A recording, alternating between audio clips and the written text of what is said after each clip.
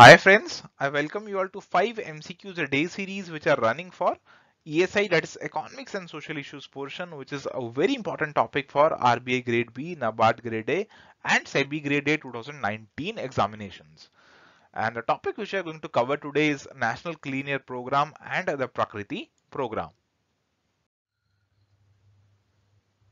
So here you can take a snapshot of the relevance of this particular series as well as the different courses which we are presently running for the different competitive examinations. So for SEBI Grade A, this is relevant for the phase 2 and the same goes for RBI Grade B, which is again relevant for phase number 2. And with regard to NABARD Grade A, this is relevant for both phase 1 and phase 2.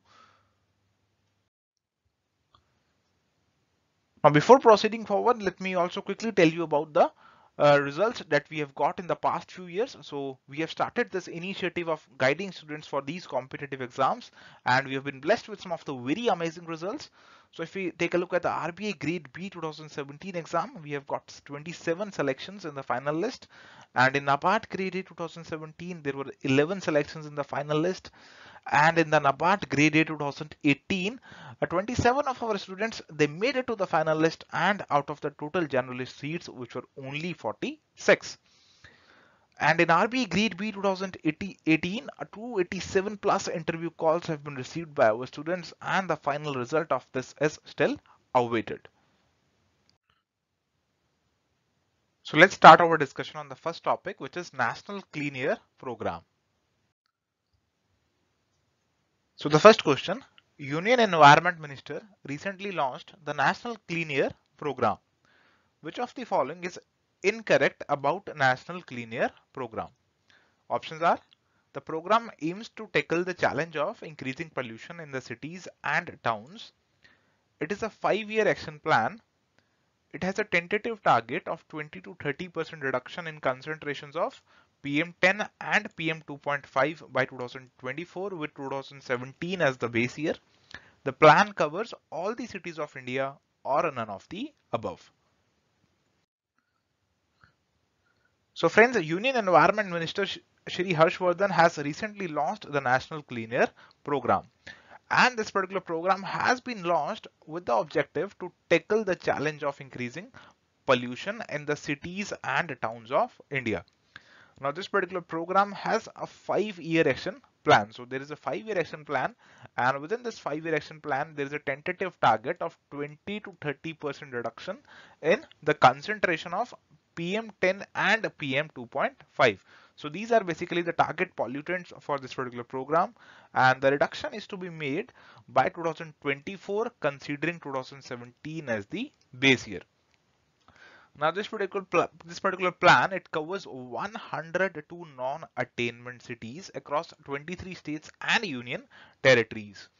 So only 102 non-attainment cities are covered under this particular plan, and these have been identified by the Central Pollution Control Board, that is CPCB, and they have been identified on the basis of their ambient air quality data between 2011 and 2015.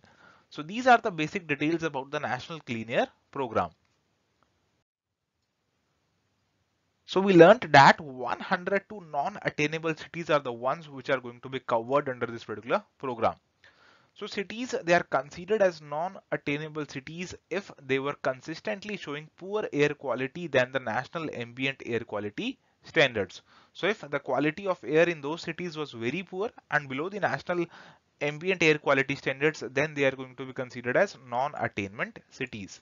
So some of the cities which have been included under this particular list, they include Delhi, Varanasi, Bhopal, Kolkata, Noida, Muzaffarpur and Mumbai. Now, ambient air quality, now this refers to the quality of air surrounding us in the outdoors. So these standards, they are basically for the ambient air quality, and they have been set by the Central Pollution Control Board. So if the air is not up to the requisite quality, then there is going to be an issue, and those cities, they are the polluted ones, and they are going to be covered under this particular program. So now we can easily answer this particular question, that option number 4, which says the plan covers all the cities of India. This one is going to be the incorrect one because it covers 102 non-attainable cities of India which are performing very poor on the pollution front. So that's why the answer is going to be option number 4 is incorrect. Next question, which of the following are the features of National Clean Air Program? Each city would be asked to develop its own action plan for implementation based on the sources of pollution. The plan document will be binding on the states. Apex committee in the Ministry of Environment would periodically review the progress of the plan. And the options are 1 and 2, 2 and 3, 1 and 3, all of the above are correct or none of the above is correct. So guys, if we take a look at further features of this National Clean Air Program, then as we already know that CPCB has initiated this one, and CPCB plans to scale up air quality monitoring network across the India under this particular program. And the studies, they are going to be conducted across 102 non-attainment cities to ascertain the pollution sources and extent of their contribution. So we are going to study what are the main sources of pollution in these cities and how we can tackle these sources. And an apex committee in the Ministry of Environment, this would be periodically reviewing the progress of all the components on the basis of appropriate indicators. Further, each city would be asked to develop its own action plan as well for implementation based on the sources of pollution. So since every city would be having different sources of pollution, so it will have to devise its own action plan as well. And there will be a 3-tier system including real-time physical data collection, data archiving, and an action trigger system in all the 102 cities. So there is going to be a multi-tiered system. And besides, there are going to be extensive plantation plans. There is going to be research on clean technologies, and we are going to work towards a landscaping of major arterial roads and stringent industrial standards, which are again being proposed under this particular plan.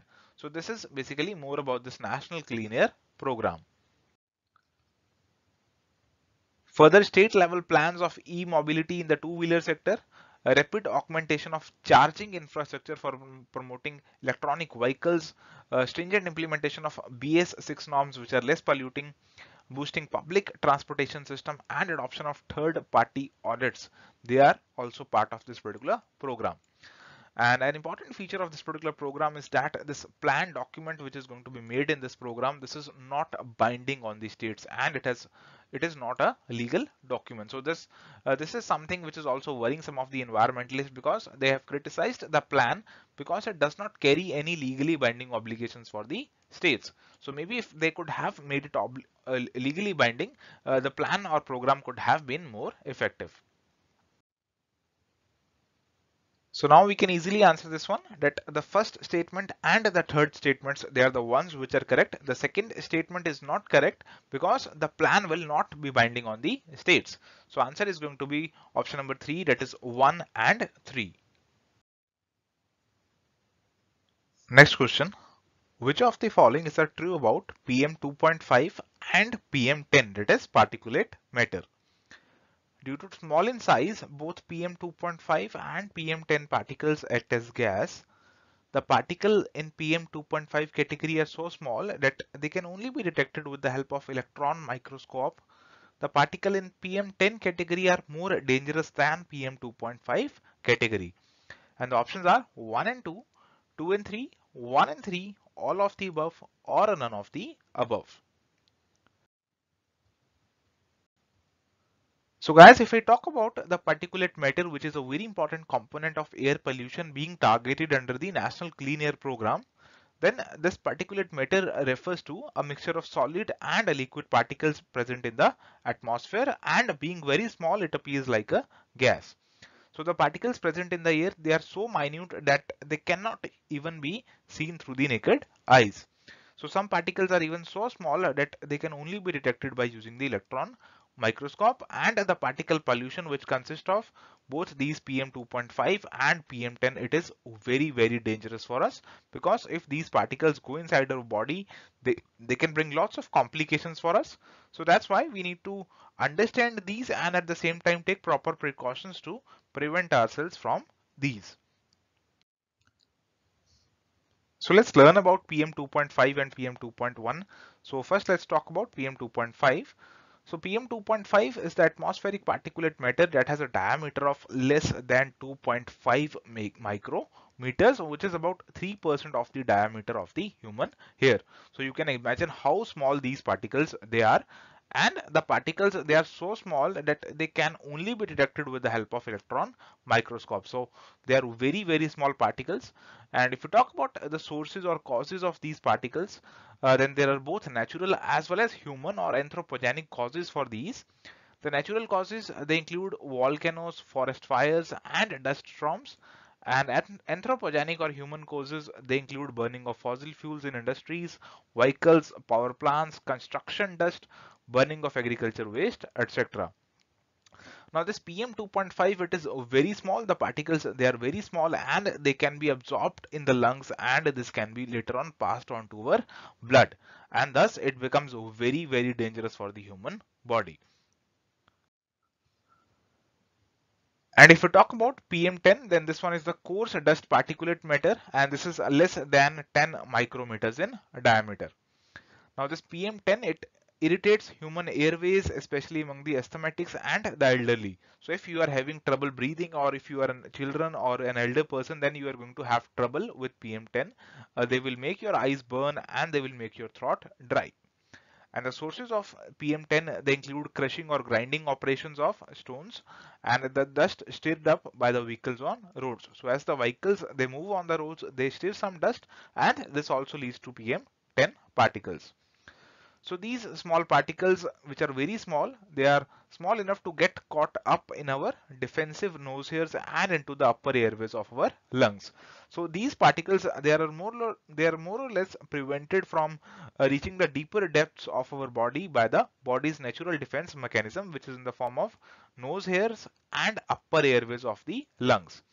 So that's why the public health experts, they are less concerned about these larger forms of particulate matter, because our body's defenses are reasonably effective against them. So that's why PM10 is assumed to be less dangerous and PM 2.5 is assumed to be more dangerous. So now we can easily answer this particular question. So that the answer is going to be option number 1 and 2, because option number 3 would be incorrect one, because PM 2.5 are the one which are more dangerous than PM 10 category. Now let's move on to our next topic, which is Prakriti program. So let's start with the discussion on Prakriti program. So the first question for it: Indian Council of Forestry Research and Education recently signed two MOUs, that is Memorandum of Understanding, to launch the Prakriti program. Which of the following is incorrect regarding the same? MOUs were signed with Kendriya Vidyalaya Sangathan and Navodaya Vidyalaya Samiti. MOUs aim to make Indian youth more sensitive towards national and global issues of environment and help them become responsible citizens. Term of the MOU is 10 years. None of the above is incorrect, or none of the above is correct. So guys, Indian Council of Forestry Research and Education, this has recently signed two Memorandum of Understandings or MOUs, and they have been signed with Kendriya Vidyalaya Sangathan or KVS and Navodaya Vidyalaya Samiti or NVS, and these have been signed to launch the Prakriti program. The period of this particular MOUs, or the terms of these MOUs, they have been signed for a period of 10 years. So this is going to be the tenure of these MOUs. Now the basic purpose of these MOUs is to make Indian youth more sensitive towards Indian and global issues of environment and help them become responsible citizens. So that's why we are making collaborations at the school level, so that the Indian youth can be the target group of this particular mission. Further, the program also seeks to mobilize cadre of youth for raising a people's movement which is committed to conservation of forest and environment. And the collaboration which is being forged through these MOUs, this will enable the transfer of knowledge to students and teachers of KVS and NVS on different aspects of Prakriti, that is environment, forest, environmental services, and even the contemporary areas of forest research. And this is going to be made possible through the different lectures and interactive sessions by the scientists of ICFRE. So this is about the Prakriti program and the MOU recently signed. So if we talk about the main objective of this Prakriti program, this is basically to provide a platform for school children so that they can learn practical skills and adapt to related to sustainable use of resources. Further, this program aims to promote awareness about forest and environment and simulate among the students of KVS and NVS in maintaining the balanced environment. So basically we have to make children aware about the importance of environment, and further it also seeks to provide the students with the skill that reflect care and protection towards forest, environment and the society. So we have seen that Jawahar Navodaya Vidyalaya or JNVs and Kendriya Vidyalaya or KVs, these are the ones which are the target groups of this particular mission. So let us also briefly learn about these also. So Jawahar Navodaya Vidyalayas, they are basically fully residential and co-educational schools which are affiliated to Central Board of Secondary Education, that is CBSE, with class from 6th to 12th standards. And these particular schools, they are run by Navodaya Vidyalaya Samiti of New Delhi, which is an autonomous organization under the Department of School Education, and Library, which is under the Ministry of Human Resources Development. And if you talk about Kendriya Vidyalayas, they are basically a system of central government schools in India that have been set up under the aegis of Ministry of Human Resource Development. Now these KVs, they are intended to ensure that the children of the government employees, they do not face any education disadvantage when their parents are transferred from one location to another, because there is going to be uniformity of syllabus and uniformity of all the different sorts of stuff in all the Kendriya Vidyalayas across the country. So now we can easily answer this particular question that all these statements, they are correct with regard to the Prakriti program of Indian Council of Forestry Research and Education. So here the answer is going to be option number 4, that is none of the above is incorrect. Next question, which of the following is incorrect about Indian Council of Forestry Research and Education? Options are: it is an autonomous agency under the Ministry of Environment and Forest. It is headquartered in Kochi, Kerala. Its functions are to conduct and promote forestry research, transfer technologies developed to the states of India and other user agencies, and to impart the forestry education. None of the above is incorrect, or none of the above is correct. So guys, we have seen that this Indian Council of Forestry Research and Education is an apex body with regard to the Prakriti program. So let's also briefly learn about the key features of this particular body. So this is basically an autonomous organization which works under the Ministry of Environment and Forest. The headquarters of it, they are located in Dehradun, Uttarakhand. So this is another very important place, and it functions, the functions of this particular Forestry Research and Education Council. It is to conduct and promote forestry research, to transfer the technologies which have been developed by it to different states of India so that they can make productive use out of it, and other user agencies so that they can impart forestry education. And it has 9 research institutes and 4 advanced centers so that they can cater to the needs of different biogeographical sections or regions.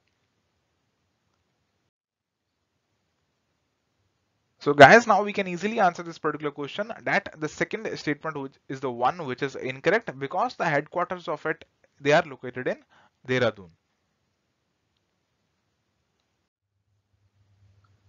So guys, this was all about our discussion for today. If you have any query, you can drop us a mail at hello@edutap.co.in, or if you want to know more about our courses, you can visit our website at www.edutap.co.in. Or in case of any query, you want to get into touch with us personally, you can call us at 8146 207 241. So friends, if you enjoyed watching this video, please like the same, share it with your friends, and do subscribe to our YouTube channel. And in case you wish to get regular updates from us, you can even join our Telegram channel, the link of which is given here as well as in the description of this particular video. Now, an additional benefit which you can get by joining this Telegram channel is that you can fetch the PDFs of all the discussions which we are doing on YouTube through this particular Telegram channel, which is going to be very helpful for you in revision. So thank you friends, happy learning.